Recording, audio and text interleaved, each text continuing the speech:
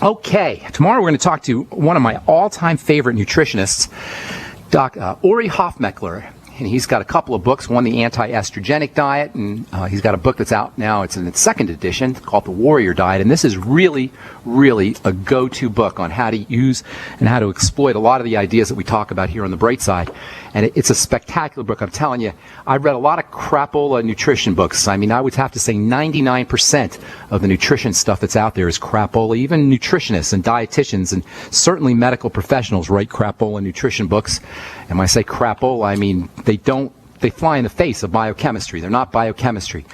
But this guy, Uri Hofmeckler, he gets it. And if you're really interested in cutting to the chase and really understanding how to exploit and leverage nutrition, check out The Warrior Diet, check out The Anti-Estrogenic Diet, and check out our interview with Uri Hofmeckler, Hofmeckler, tomorrow on the Bright Side. Okay, we're talking SIBO, small intestinal bacterial overgrowth, SIBO, and subsequent blood poisoning. This is the key, friends, blood poisoning. If you want to really get to the very core of why we're dealing with our degenerative disease crisis, where 80% of our healthcare dollars, nearly $1 trillion in healthcare, is being spent on degenerative disease, which is really disease that does not have to occur, lifestyle-based disease. If you want to cut to the chase, if you want to just get to the core of it, you're going to be seeing blood poisoning. Doctors will tell you blood poisoning, which is called sepsis, is an emergency, life-threatening, and you end up in the hospital, only occurs before you die. I'm telling you that's not true. There is blood poisoning that occurs on a continuum. It occurs gradually. So before it goes into full-blown emergency, death-defying blood poisoning, it's gradually building up. And one of the ways it starts is with small intestinal bacterial overgrowth, SIBO. Bacteria start to proliferate in the small intestine. They emit gases, and those gases and their waste material eventually get into the blood. The blood then defends itself. Remember, the blood is the holy of holies. It's the sacred space. Nothing is supposed to get into the blood. Think about it. The blood is circulating to every single cell in the body. If anything gets into the blood, every single one of the 100 trillion cells in the body can become compromised. That's a big problem. So over the course of millions of years of evolution, the blood has developed these immune mechanisms, these defense mechanisms, and chief among these defense mechanisms is the clotting system. When the blood clots, or when the blood is attacked by toxicity, it will clot. And at the same time, it will send major stress emergency signals to the brain. You may not have noticed this, but pharmaceutical companies have. Blood clotting is big business. Blood clotting is big dollars. For years, Coumadin, or warfarin as it's called, was a top 20 drug. Today they've got high-tech versions of Coumadin and warfarin, and nighttime television and daytime television is bombarded with commercials for these drugs. Pradaxa and Xarelto, these supposedly safer than warfarin drugs. They're not safer than warfarin. You may not need to have your blood tested like you do with warfarin, but they're still deadly and toxic. That's why Boehringer Ingelheim, the makers of Pradaxas, paid over $600 billion to settle thousands of Pradaxa lawsuits. Are you on Pradaxa? Do you want to be a part of a class action lawsuit or part of a lawsuit against Boehringer Ingelheim? Because that's what you're setting yourself up for. And then, by the way, Boehringer Ingelheim has paid over $600 billion, nearly. Can you imagine this? $600 billion. Can that be right? I don't even know. That can't be right. That's got to be $600 million. I'm going to have to look that up. Let me look that up while I'm on here. In any case, the drug has only been out since, $600 million. The blood has only been out since 2008. It's a 6-year-old drug, and already they're spending millions of dollars, $600 million in lawsuits. Why? Because blood clotting is serious business. I'm sorry, $600 million, not billion dollars. $600 million. That's half a billion, half a B. And that's as of February 2014. Pradaxa has only been out for 6 years. Can you imagine this? When the blood wants to clot, that is serious business, and you're not supposed to mess with blood clotting. Blood clotting is tightly regulated. There's dozens of different steps that are involved, and you don't want to mess around with this. Blood clotting is a sign of emergency. You don't want to thin the blood artificially, pharmacologically, by poisoning the blood thinning or blood clotting system. This is danger, Will Robinson. If you want to stay off blood thinners, figure out why the blood is toxic. Figure out what the emergency is. Why do you think blood clots, why do you think they give you blood thinners after surgery? Routinely. And they'll tell you to stay on them for 6 months. Why? Because when you get cut into in a surgical procedure, your body thinks it's about to die. And when your body thinks it's about to die, it doesn't know it's in an operating room and it's having a surgical procedure done. It thinks it's being eaten by a tiger. So it will clot the blood. Clotting blood is a sign of an emergency, a major emergency. What does that tell you? If you got blood clotting issues, you got to figure out what that emergency is. And unless you've been in a surgical procedure, probably it has something to do with toxicity in the blood. Hang tight. We'll finish this up when we come back from our break. I'm Pharmacist Ben. You're listening to The Bright Side. 855-660-4261 is our call-in number. We'll be back after this. Don't go away. All right, we are back on The Bright Side. I'm your host, Pharmacist Ben. We're here Monday through Friday, 8 to 9 Pacific and 10 to 11 Central. This is the show where we cut to the chase, the truth about nutrition, the truth about health, the good news. I call the program The Bright Side because it is the good news about health and nutrition that says whatever your health challenge is, you can reverse it, you can turn it around. This is a show for people who want to understand health, who want to understand the body. I'm not just giving you my opinions here. We really get down and dirty.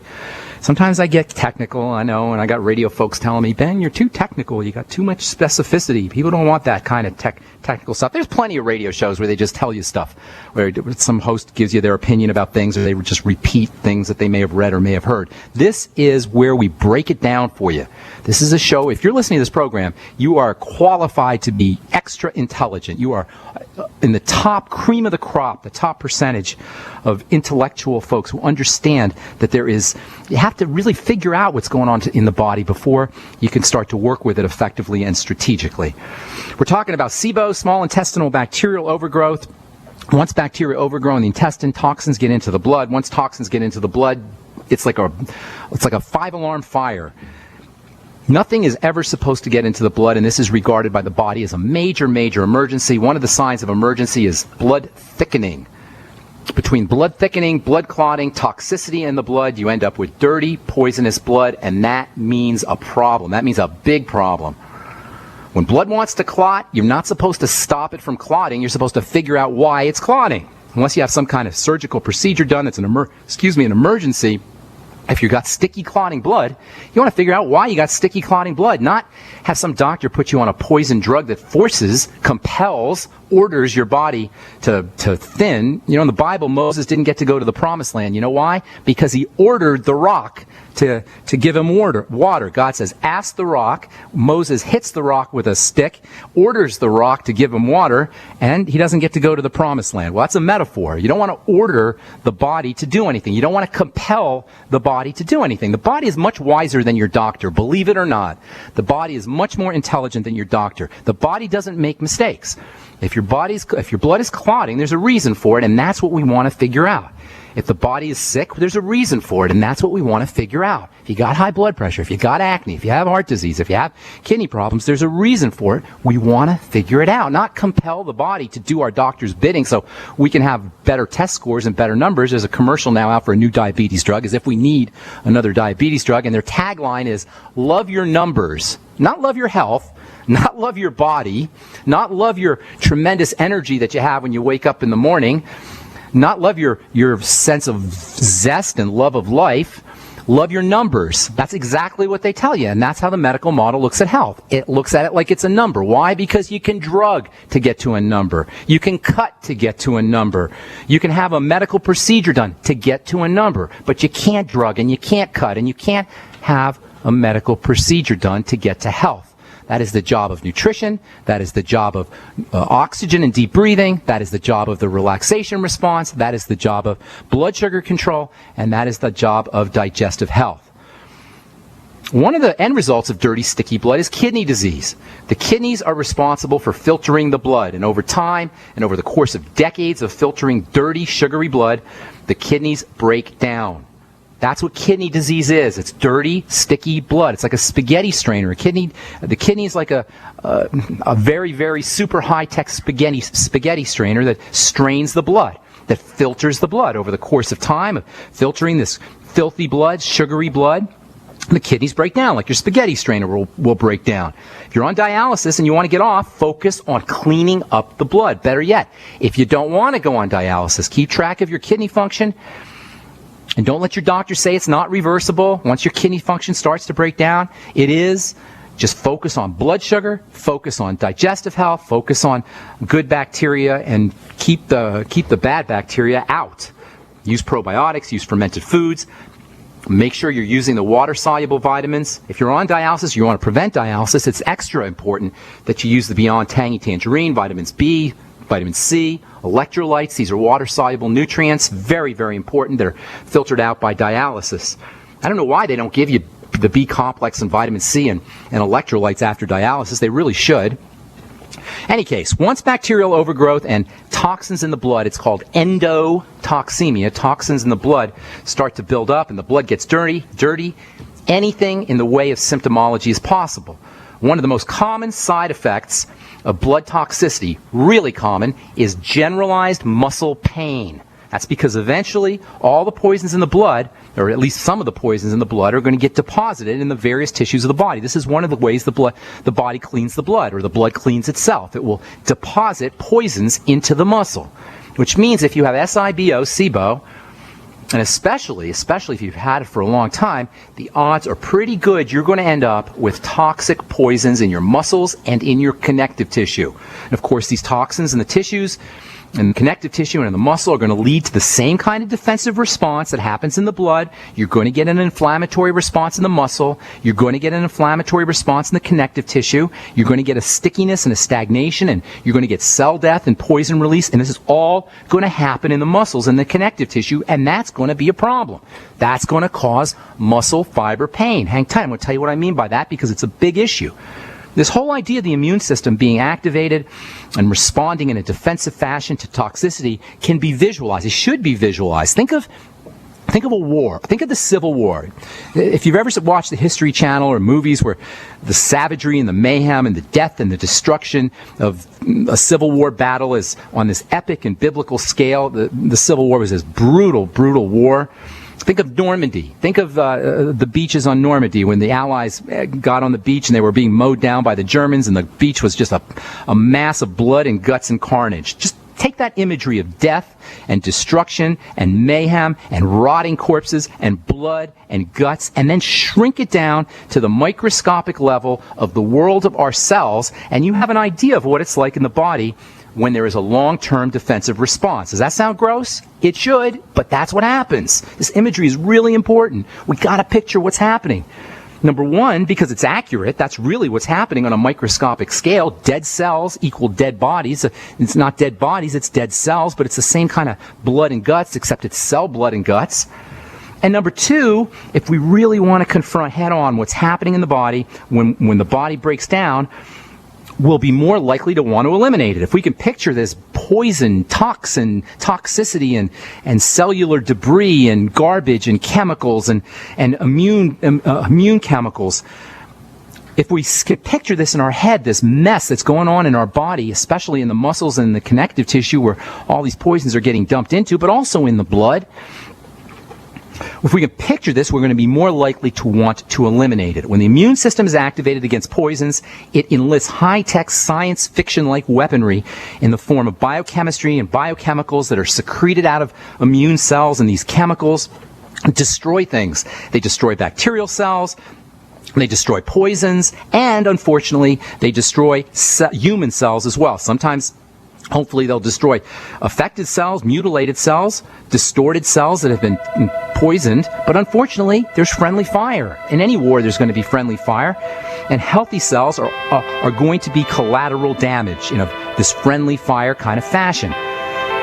In addition, as part of the defensive response, the immune system also secretes fibers and sticky material, a kind of biochemical putty that acts like a grout. And between the fibers that are secreted and grout, basically, you get this biochemical wall that's constructed to keep the death.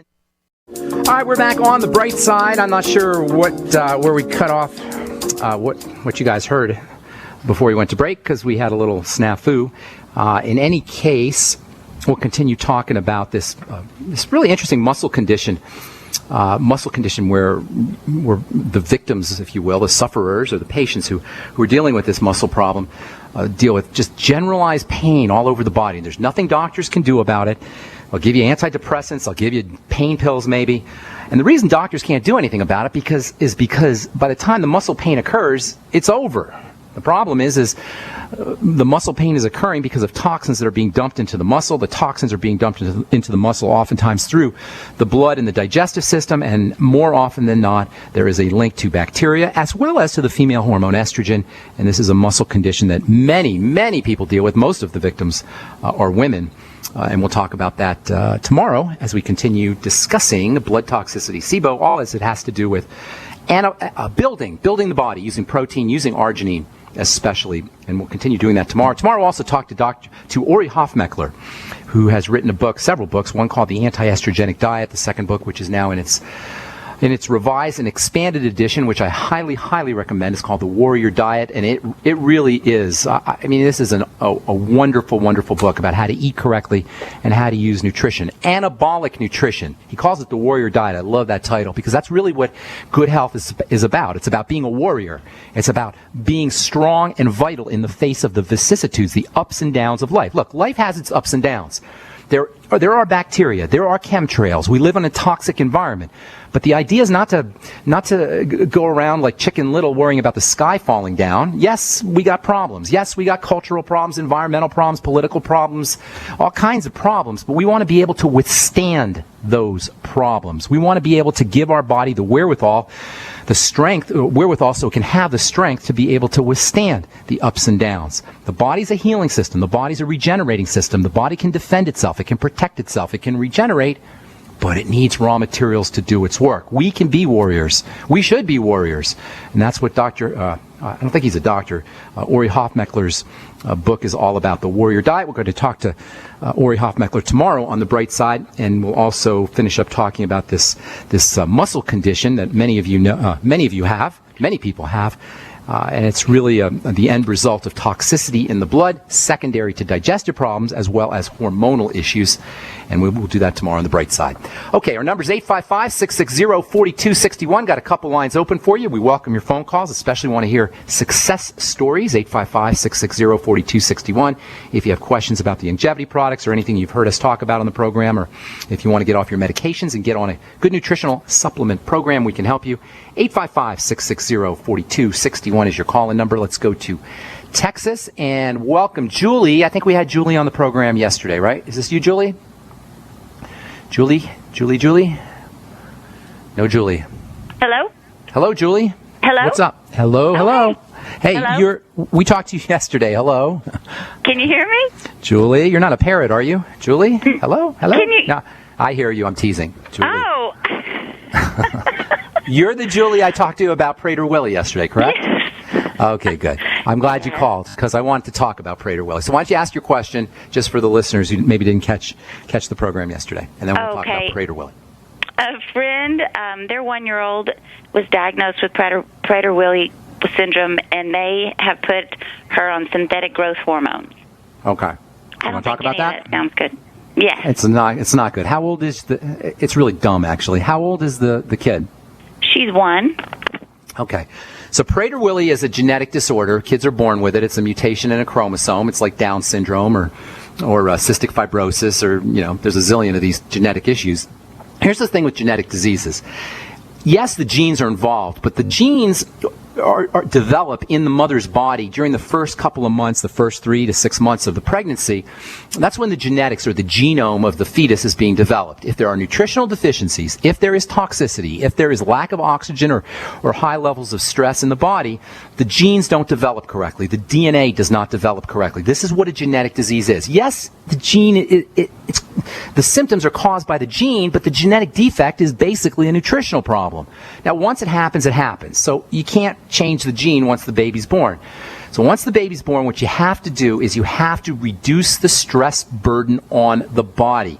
A baby who's born with a genetic defect is going to have a difficult time handling the stresses, like I was talking about at the beginning of the segment here. The body can handle the ups and downs of life. But when you have a genetic predisposition or a genetic disorder or some kind of genetic malady, then you have to be extra careful with stresses. If you just give a baby hormones, growth hormones, now you've wrecked this entire web of hormonal activity in the body. The hormones are tightly regulated. You can't just put hormones in the body.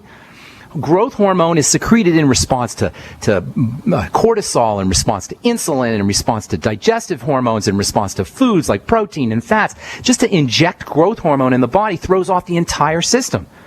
So what do? Well, first of all, you have to treat this baby's body as if it is a delicate, fragile system, which it is. That means you have to be extra careful.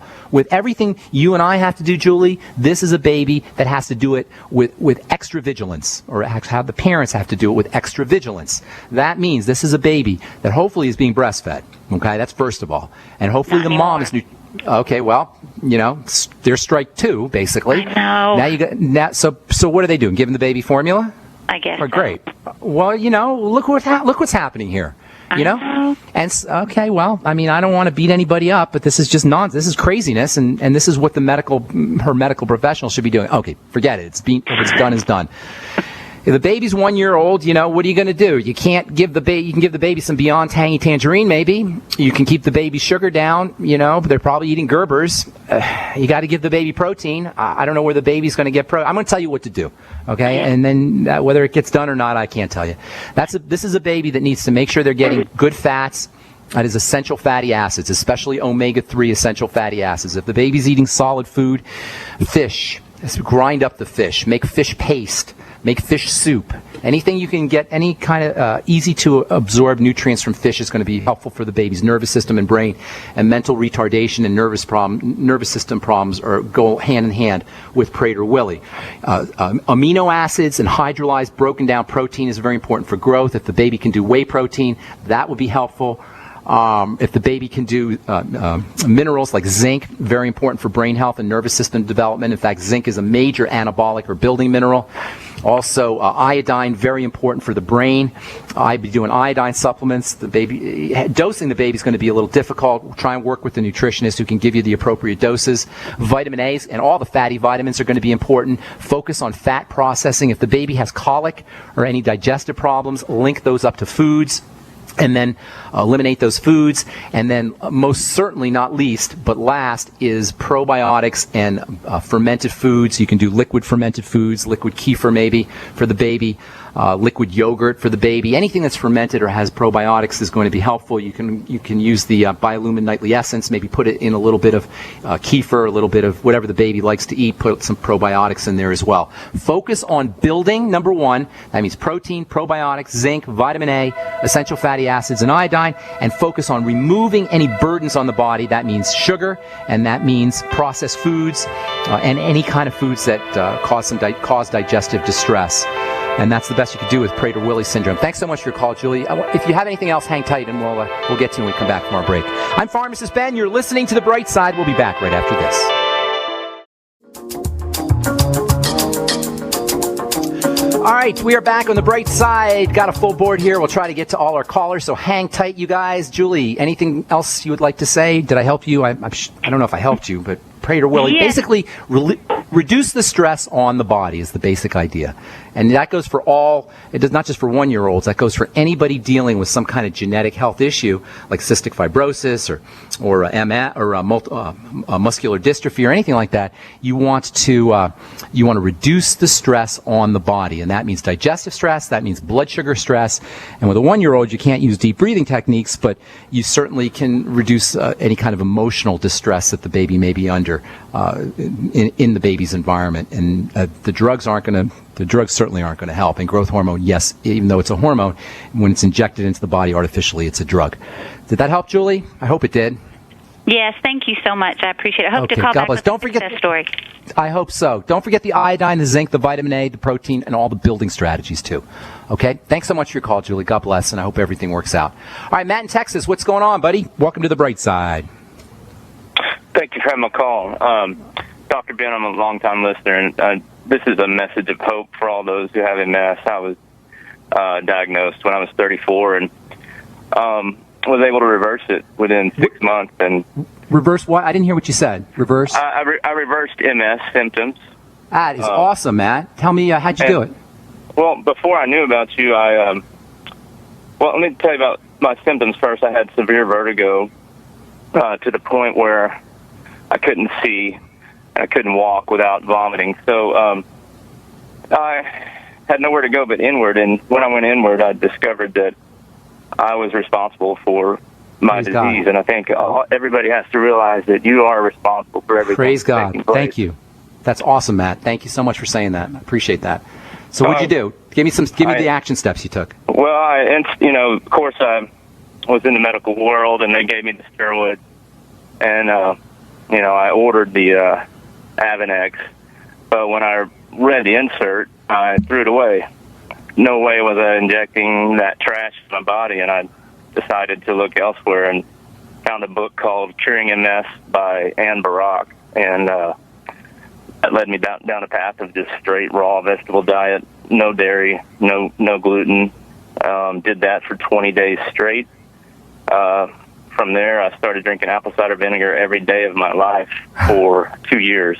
So today I work outside, I run, I do normal stuff. So no MS, it's gone. No doctors, no steroids. No doctors, no steroids. That's awesome. I would love to write about this and talk about it further, but I listen to you every day, and I really appreciate the message you're getting out there, and I want everybody to know it's possible. So. Thank you so much. God bless you, Matt. That is awesome. You just helped countless amount of people, not just listening live, but people are going to be listening on the archives and via YouTube. You have no idea how many people you helped. Thank you for sharing that and being generous, Matt. God bless you, buddy.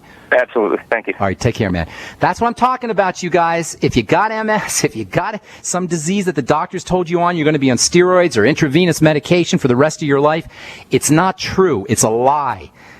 The medicine represents the father of lies. Modern medicine is there's no words to describe it.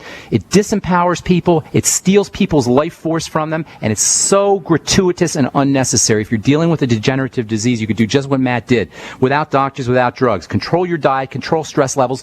Like Matt said, look within. We need to look to our personal responsibility for the disease process, not because we're blaming ourselves, not because we're punishing ourselves, but because this is where we have our power. This is where we have control, not just over the disease process, but over our lives in general, no matter what is going on in our lives. Because really, physical disease is like a metaphor for emotional and mental and spiritual crisis. This is why I always talk about SMEP, spiritual, mental, emotional, physical, SMEP. The physical level is a metaphor for the emotional level, which is a metaphor for the mental level, which is a metaphor for the spiritual level, and crisis at one level is a metaphor for crisis at all levels. Look within. Focus on food. Correct digestive problems. Relax. Take baths, hot tubs, massages. Deep breathe. Use the Mighty 90 Essential Nutrients. Get on the Healthy Start Pack. Get on the Biolumin Nightly Essence. These are tremendous options that will get you away from the doctor's office and away from the medical model, and they will truly work because they will correct your problem at the fundamental level. There's no drug on planet Earth that can make that claim. All right, thanks, Matt. Appreciate that very much. Jeff in California, what's going on? Welcome to the bright side. Did we lose Jeff? Oh, hey, Jeff. What's up, buddy? Hey, hang on a second. All right, can you hear me now? Yeah, but we only have a few minutes, so. Okay, so I wanted to ask you about the enzymes and pancreatin you were talking about yesterday. Yep. Yes, sir. I went to the health store and I looked at pancreatin, and it looks like it's specifically made for the pancreas. It has 50,000 units of this and 50,000 units Correct. of this. It's pancreas enzymes. And 8,000 units of lipase. Yes, those are pancreatic enzymes. Your pancreas is your main source of enzymes in the body. Okay. You get the other one I saw was an enzyme complex, but instead of having 50,000, it had 20,000. This is a separate product? Body makes, it's the same company, but it had more enzymes, but it had 20,000, and 4,000 of lipase instead of 8,000. Okay. But the complex also had bile, and you said that bile is important for cleaning out the blood. So is the complex better in the long run because it has 6 of one, half dozen? It's hard to say because people have a lot of probably plaque in their blood and stuff. And it's probably, is 100 units enough, or do you need more than that? There's no way to know. There's no way to know. You're going to have to do this. No, there's no way to know. What you're going to have to do is this thing called functional dosing. And functional dosing is when you take a certain amount, like you say, just for example's sake, you'll take 3 pancreatin, right? 3 pancreatin capsules, and you'll see how you feel. And you say, oh, well, that worked a little bit. Let me try 4. And you try 4 and you go, wow, that worked even better. Let me try 5. And you try 5 and you go, holy cow, that worked really good. And then you try 6 and you're like, well, I don't really notice much of a difference between 5 or 6. 5 is where you want to be. That's called functional dosing. You're looking for the sweet spot where you get maximum results. You understand what I'm saying? So if 3 work good, 4 work better, 5 work great, and then 6 work pretty much like 5, you stick to 5. That's called functional dosing, and that's really the only way to do it. So personally, I just take 3, 4, 5 pancreatin capsules with my meals. I don't even measure it. The pancreas is your main source of enzymes. It's a stupendously important structure. I call it Mr. Cellophane because it's the most in my opinion, it's the most underappreciated structure in the body. You hardly ever hear about it, but there's a reason why pancreatic cancer is the most deadly form of cancer. It's because the pancreas houses digestive enzymes, and as soon as the pancreas starts to break down, number one, not only are you going to not be able to digest your food, but number 2, these enzymes can go wreak havoc on the tissues of the body. So you got to love your pancreas, especially when it comes to digestive health. And if you're diabetic, you got really big problems with the pancreas. It's really important to get on pancreatin and also sodium bicarbonate because the pancreas makes bicarb. Google Dr. Mark Sarcus, Sarcus. He's written a lot about sodium bicarb. Got to move, Jeff. Is there anything else you want to talk about? You should write a book, Ben. You're like an encyclopedia. You should call it Ben's Encyclopedia of Health. I appreciate that, Jeff, and I am writing a book. I just don't know when it's going to be out. Thank you so much. God bless you, bro. Have a beautiful day, man. All right, let's see if we can get Sheila in real quick. Sheila in New Hampshire. What's going on? Hi, Ben. Hey. I'm a big fan of yours. Listen, I have a friend with renal nephropathy, and when they diagnosed him at that time, they suggested a biopsy of his kidneys. And fortunately for him, he's a lawyer with medical litigation background, so he had done chart analysis, and he knew enough to ask, if I do that renal biopsy, what is it going to benefit me? And I don't think they gave him a good answer because he never had it. So apart from that, he has seborrhea plus high blood pressure. So I'll let clean the blood, Sheila. And I'm running out of time here, but I'm just going to tell you this. Anything with the kidneys, as I was saying at the beginning of the program, focus on the blood because the kidneys filter the blood. That's their job. And by the way, the kidneys, the microscopic nanostructure, the architecture of the kidneys is so mind-boggling. The tiny capillaries that are wrapped around these structures in order to fill the blood are just mind-blowing. If you could see them under a microscope or even pictures, the kidney is incredibly nano-architected, and they get damaged very easily. Fortunately, you can function perfectly well on 30% kidney function. You got 2 kidneys. That's how important the kidneys are, and you can take a kidney out, and you can pretty much go about your business. So by the time you're getting into dialysis or nephropathy, poisoned kidneys, you've really been damaging the kidneys for a while, and that always means toxic, dirty blood. Clean the blood out, especially from sugars. Blood sugar and kidney disease, elevated blood sugar and kidney disease go hand in hand, and then focus on digestive health. Sheila, I know I went fast. If you call back tomorrow, I'll get you first up, and we'll talk about this at length. Thanks so much for listening, folks. That's all the time we have for today. I'm Pharmacist Ben. Have yourselves a wonderful, beautiful day. We'll talk to y'all later. Bye for now.